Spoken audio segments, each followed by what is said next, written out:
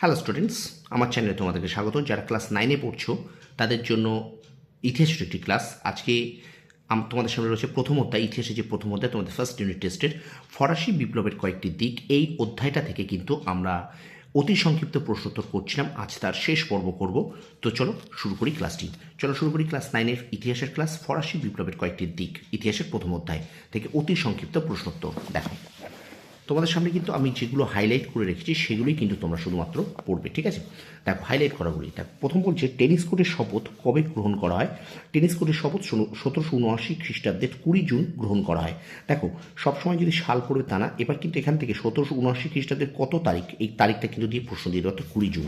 তারপর দেখো বাস্তিল কি? বাস্তিল হলো ফ্রান্সের একটি কুখ্যাত দুর্গ।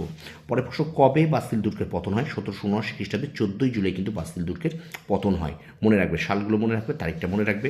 পরে প্রশ্ন, জাতীয় সভার নতুন নাম কি? জাতীয় সভার নতুন নাম সংবিধান সভা। এবার চলো আমরা চলে যাচ্ছি এই প্রশ্নটায়। ফরাসি সংবিধান সভা কবে সামন্ততন্ত্রের বিলোপ ঘোষণা করে? ফরাসি সংবিধান সভা কবে সামন্ততন্ত্রের বিলোপ সাধন করে? উত্তর হবে ফরাসি সংবিধান সভা 1779 খ্রিস্টাব্দে 4 আগস্ট সামন্ততন্ত্রের বিলোপ ঘোষণা করে। পরে প্রশ্ন, ফরাসি সংবিধান সভা কবে মানুষ ও নাগরিকদের অধিকার ঘোষণা করে? ফরাসি সংবিধান সভা 1779 খ্রিস্টাব্দে 26 আগস্ট মানুষ ও নাগরিকদের অধিকার ঘোষণা করে। দুটো প্রশ্ন কিন্তু ভীষণ ভীষণ ইম্পর্টেন্ট শর্ট প্রশ্নের জন্য। আমি প্রথম থেকে বারবার বলবো, শর্ট প্রশ্নের জন্য কিন্তু তোমাকে বইটাকে ভালো করে করতে হবে। আমি যে শর্ট প্রশ্নগুলো দেবো অবশ্যই সেই প্রশ্নগুলো খুব ভালো করে পড়বে। শর্ট প্রশ্ন কোনো সাজেশন হয় না, শর্ট প্রশ্ন কিন্তু প্রচুর পড়ে যেতে হবে, ঠিক আছে? চলো আমরা ভিডিওটা এগিয়ে নিয়ে যাই। তারপরে বলছি অ্যাসাইনেট কি? না, অ্যাসাইনেট হলো ফ্রান্সের প্রচলিত এক ধরনের কাগজের নোট। এটা কিন্তু মনে থাকে যে অ্যাসাইনেট হলো ফ্রান্সে এক প্রকার কাগজের নোট। পরে দেখো, কবে ষোড়শ লুই অস্ট্রিয়ায় পালিয়ে যাওয়ার চেষ্টা করেছিলেন? না, 1791 খ্রিস্টাব্দে 20 জুন ষোড়শ লুই অস্ট্রেলিয়ায় পালিয়ে যাওয়ার চেষ্টা করেছিলেন। এবার চলে যাচ্ছে। দেখো ব্রান্সউইক কে ছিলেন? ব্রান্সউইক ছিলেন অস্ট্রিয়া ও প্রাশিয়ার যৌথ সেনাবাহিনীর সেনাপতি। আচ্ছা, এবার বলছি দেখো সেপ্টেম্বর হত্যাকাণ্ড কি? না, 1792 খ্রিস্টাব্দে 2 থেকে 6 সেপ্টেম্বর উন্মত্ত ও হিংস্র জনতা জেকোবিন নেতা ম্যারাটের নেতৃত্বে জেলখানাগুলিতে যে হত্যাকাণ্ড চালায় তা সেপ্টেম্বর হত্যাকাণ্ড নামে পরিচিত।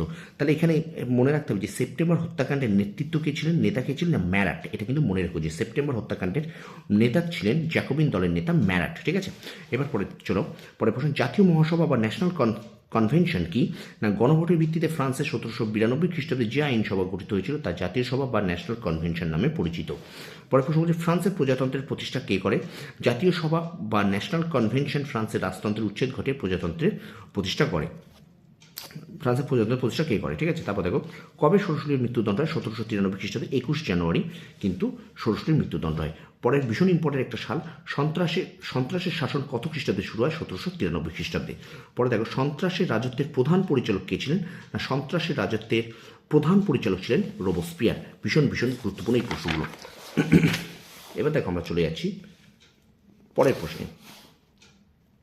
বলছে দেখো, ফ্রান্সে কার শাসনকালকে লাল সন্ত্রাস বলে? না, ফ্রান্সের রোবসপিয়ারের শাসনকালকে লাল সন্ত্রাস বলে। পরের প্রশ্ন দেখো, ভারতবর্ষে কোন শাসক জ্যাকোবিন ক্লাবের সদস্য ছিলেন? না, ভারতবর্ষের মহীশূর রাজ্যের শাসক টিপু সুলতান জ্যাকোবিন দলের সদস্য ছিলেন। এবং শেষ প্রশ্নটা দেখে নাও যে ফরাসি বিপ্লবের আদর্শগুলি কী কী? ভীষণ ভীষণ ইম্পর্টেন্ট। ফরাসি বিপ্লবের তিনটি আদর্শ হল সাম্য, মৈত্রী ও স্বাধীনতা। তো এই ছিল ফরাসি বিপ্লবের কয়েকটি দিক, প্রথম অধ্যায় থেকে অতি সংক্ষিপ্ত প্রশ্ন উত্তরের শেষ পর্ব। ভিডিওটা ভালো লাগলে লাইক করো, কমেন্ট করো, বন্ধুদের মাঝে বেশি করে শেয়ার করো। আর আমার চ্যানেল নতুন হলে অবশ্যই চ্যানেল সাবস্ক্রাইব করো, পাশে থাকা বেল আইকনটা প্রেস করে রাখো। বারবার একটা কথাই বলবো, শর্ট প্রশ্নের কিন্তু কোনো সাজেশন হয় না। শর্ট প্রশ্নের জন্য ঘুরিয়ে পড়তে হবে, প্রচুর পরিমাণে প্রশ্ন পড়ে যেতে হবে। কারণ তোমাদের কিন্তু ক্লাস 9 মানে কিন্তু মাধ্যমিকের আগের ক্লাস। কিছুটা তোমরা কিন্তু মাধ্যমিকের তোমরা ছোঁয়া পাবে এই ক্লাস 9-এ, ঠিক আছে? তো শর্ট প্রশ্ন যে যত বেশি করে আসতে পারবে তত কিন্তু তোমার ইউনিট টেস্টের রেজাল্ট ভালো হবে। প্রত্যেকটা সাবজেক্ট, শুধু ইতিহাস বলে নয়, ভূগোল বলো, জীবন বিজ্ঞান, ভৌত, প্রত্যেকটা সাবজেক্ট কিন্তু প্রচুর পরিমাণে শর্ট প্রশ্ন আছে। শুধু শর্ট প্রশ্ন উপর জোর দিতে হবে। ভিডিওটা এখানে শেষ করছি। তোমরা অবশ্যই আমার চ্যানেলটাকে ফলো করো, লাইক করো, কমেন্ট করো। তোমরা সফল হও, তোমাদের সাফল্য কামনা করি। ধন্যবাদ।